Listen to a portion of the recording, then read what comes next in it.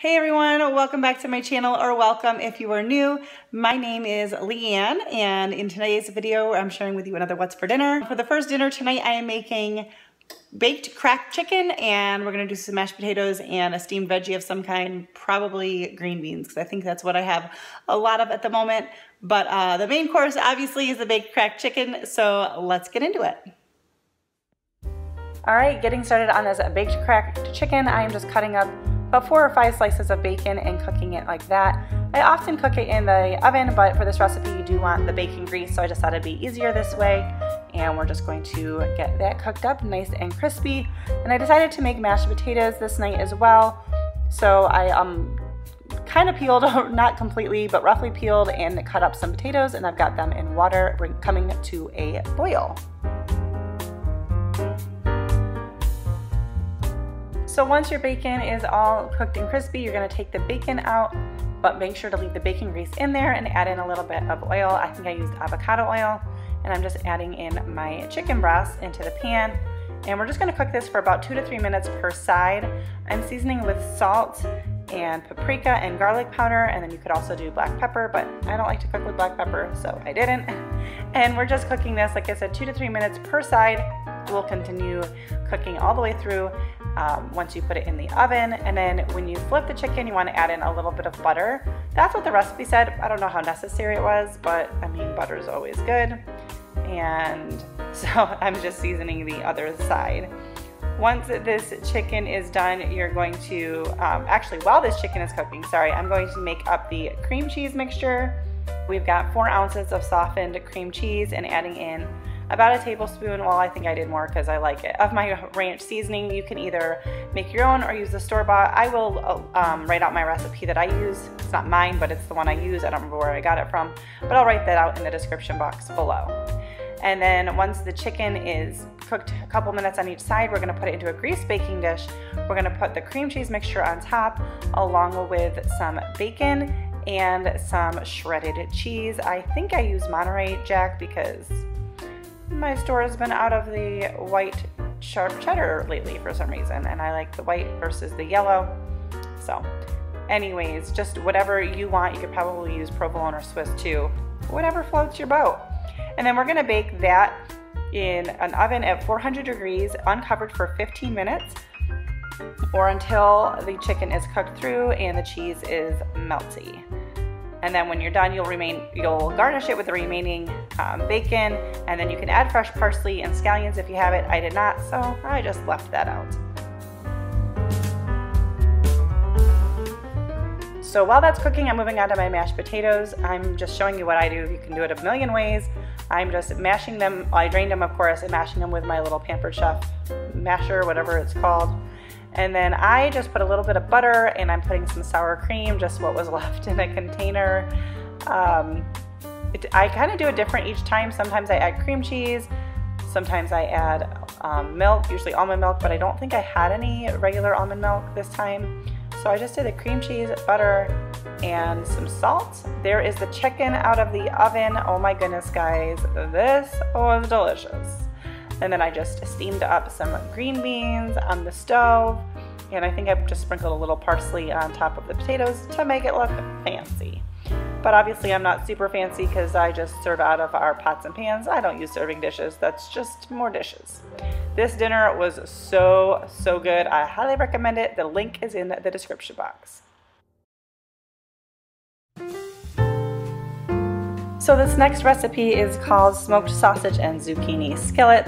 I'm starting by making up some brown rice, and I'm using chicken broth and then a little bit of water because I didn't have quite enough chicken broth, and we're just gonna get that going. I've got some butter melted in a pan, and I've got an onion diced up, and we're just going to saute that until that is softened. I will have the original recipe in the description box below. I'm mostly following it, but not totally. Once the onions are tender, you're going to add in some garlic. I like a lot of garlic, so that was probably more than I was supposed to, but just gonna cook that for about 30 seconds or so, and then add in your sausage. This is a kielbasa, I don't remember what kind.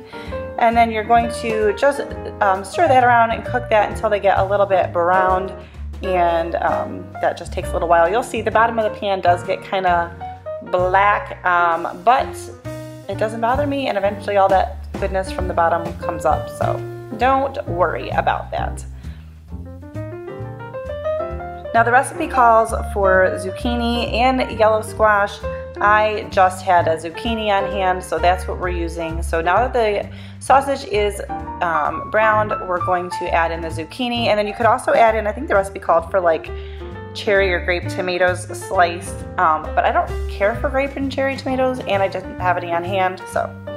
And then we're going to add in some salt, some dried oregano, and then a little bit of red pepper flakes. I think I probably could have added more of the red pepper flakes than I did, but just add that to taste.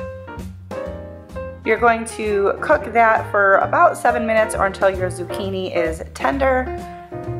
And I also, let's see, I added a little bit more oil because I just felt like it needed it because of everything. It wasn't really sticking on the bottom, but adding the oil kind of let me work up those bits on the bottom, so that's what I did that for. Sometimes I'll forget what I'm doing until I watch this back. Oh, and I did want to add in another veggie, so I added in a little bit of canned corn. You could do frozen corn, but I just thought that sounded good and I wanted another veggie. Plus I love the pop of, like, the texture of the corn. I would kind of, it's a little bit firmer when the zucchini is going to be pretty tender, so I just did that because I wanted to. And again, I guess I decided to add in a little bit of butter. I mean, why not? Once again, I think it was because I was trying to work up the bits from the bottom, which it did work. Could have added in a little tiny bit of broth, but that might make it too liquidy. Anyways, that is all there is to this meal. When this is all cooked to your liking and the zucchini is tender, you're just gonna serve that over rice, and yeah, that's all there is to it. This was so good. This was really, really, really good. I feel like I say that all the time, but I mean it. We liked it. All right, guys, so for this dinner, we're having spaghetti and meatballs, and we're gonna make our meatballs. So I've got 2 eggs beaten with half a cup of milk, and I am using almond milk because that's just what we use. And then we're gonna add in a half a cup of grated Parmesan, 1 cup of, I'm using gluten-free breadcrumbs, but you can use breadcrumbs or panko. And then the recipe calls for 1 small onion that has been minced or grated, but I didn't feel like doing that. So I'm just using the dried minced onion just because I was feeling lazy that day. And then 2 to 3 cloves of garlic. I'm just using more because I use however much I want and whatever sounds good. And you're gonna also add in some dried oregano, some salt, ground pepper if you like, which I don't. And then the recipe calls for some fresh minced parsley or basil. And I didn't have any fresh, so I'm just using both, and I'm using dried. And then we're going to mix in the, obviously with the ground beef, 1 pound of ground beef. And I don't like touching raw meat. It grosses me out, especially when I'm using my hands. Oh wait, I'm also adding in feta cheese because that sounded good. Sorry, got ahead of myself. If you want it, add it. That's kind of how I cook. But especially when I'm mixing things with my hand and like meat's gonna get like under my fingernails, and that's just really gross to me. It's fine if you like to do it, I don't. So I use disposable gloves, and we're just gonna mix this together really well and form them into like golf ball size. And we're going to bake them at 350 for 30 minutes. Make sure you put them on a greased baking sheet. I do turn them about halfway through. You don't have to, the recipe doesn't say that, but I do. And I will have the original recipe in the description box below for you to take a look at if you are a recipe follower. Also, if you like this video, don't forget to give it a thumbs up. That helps out a ton, and even saying hello in the comments helps and is encouraging. So I'm just pulling some spaghetti sauce out of the freezer. Not my homemade sauce, unfortunately, but I had some left over and I didn't want it to go bad, so I had frozen it. And I did not take it out ahead of time, so I just ran the bag under some warm water, enough for me to be able to kind of break it up into chunks and pop it in the pot. Then my husband is over there making up a side salad for us. He is the salad master, so that is his job. Here I am just flipping over the meatballs, and they were a little bit, a couple of them came apart, which was fine, but if that bothers you, maybe don't turn them, or maybe a little less liquid. might make a difference there, but these meatballs are so good. Every time I make them, my husband and I are like, oh my gosh, these are so good. So to this jarred sauce, I think it was just Aldi sauce. Like I said, we had opened it for another recipe and had some left over, so I froze it so it didn't go bad. But I just added in a little bit of heavy cream, just to doctor it up a little bit because I was, I don't know, feeling like it. And some dried parsley and some dried oregano and some dried basil. You know, just kind of the Italian seasoning staples. We're just doctoring it up just a touch. And this is the spaghetti that we decided to try. We haven't had real spaghetti in like forever, and this was really, really good. Very simple ingredients, which was kind of what I was going for.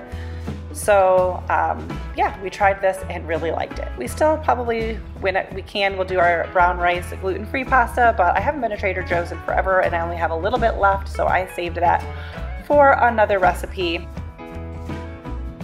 And here it is, spaghetti and meatballs and a really tasty side salad. Like I said, we haven't had real spaghetti in a long time, so this was a fun treat.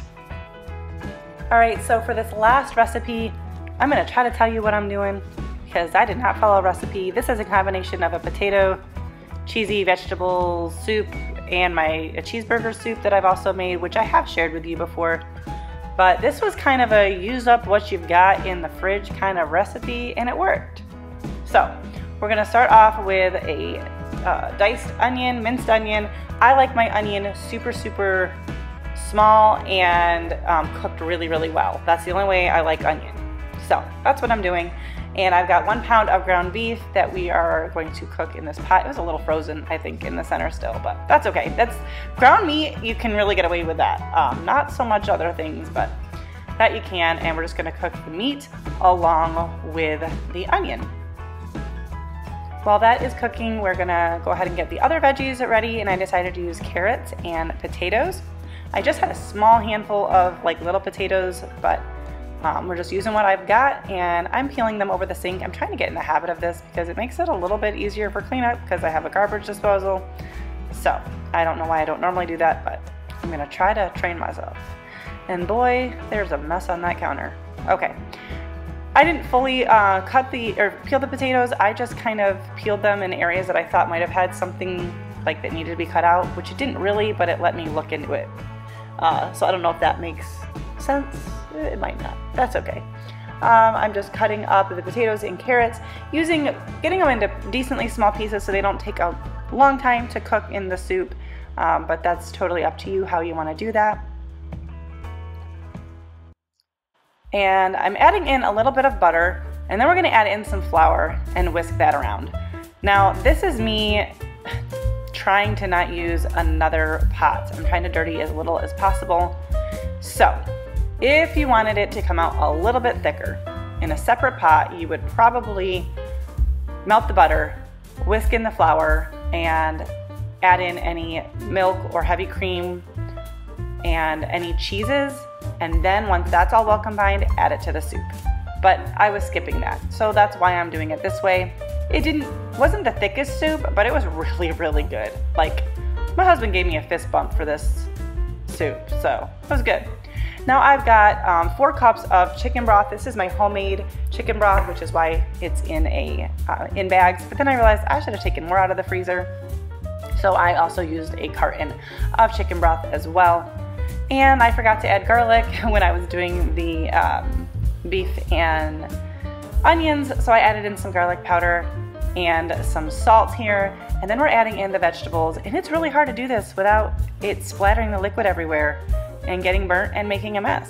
So I don't know, I guess I could add that in before I added in the liquids, but we're adding in our veggies, but then I wanted more veggies. So I had a little bit of frozen broccoli left in this bag. Ideally I would have done more, and I could have opened up another bag, but I just was trying to use up what I had open already. And then I've got 1 can of drained corn. So whatever veggies sound good to you. I'm sounding like a broken record, but that's just how I cook. So we're just going to cover that and let that simmer and all the veggies get cooked. And then once it got to a pretty decent boil there, you see I wanted to turn it down. If you don't do this, the wooden spoon over the lid, over the top of the pot truly does keep it from boiling over. It's a great trick. And then the frozen broccoli comes in really big chunks, which is actually good if you're just serving it as a side. But in something like this, and we don't mind the chunks, but I wanted it to go further. So once again, not making any bit more dishes. I'm just lifting it up with the spoon if I find a big chunk and cutting it up. So you can certainly do it differently, but this was me wanting as few steps as possible. Okay, so I just added in, or I should say as few dishes as possible. I added in 4 ounces of cream cheese cubed up and softened, some shredded Monterey Jack, and some Colby sliced cheese ripped into pieces. Once again, I was using what I had on hand. You could use all cheddar. You could use whatever you want. I just was using what I had on hand and it worked. I didn't have any regular almond milk. I only had the vanilla, so that wasn't gonna work. So I just added in a little bit of heavy whipping cream just to make it creamy. And here I am just trying to get out the cream cheese chunks. They were softened, but they were still staying in their little cubes that I put them in there.